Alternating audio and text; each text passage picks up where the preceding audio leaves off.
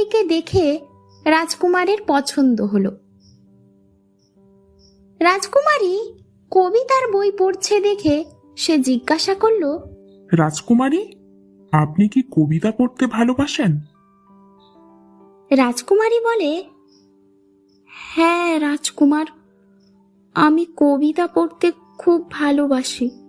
রাজকুমারীর গলা শুনে রাজকুমার অবাক হয়ে যায় এবং পাশের রাজ্যে যেতে হবে বলে সেখান থেকে চলে যায়। এরপর রাজকুমার মনের দুঃখে এগোতে থাকে। পরের রাজ্যে গিয়ে পৌঁছায় সে। রাজকুমারীকে দেখে রাজকুমারের পছন্দ হলো। রাজকুমারী কবিতার বই পড়ছে দেখে সে জিজ্ঞাসা করলো, রাজকুমারী, আপনি কি কবিতা পড়তে ভালোবাসেন? রাজকুমারী বলে, হ্যাঁ রাজকুমার,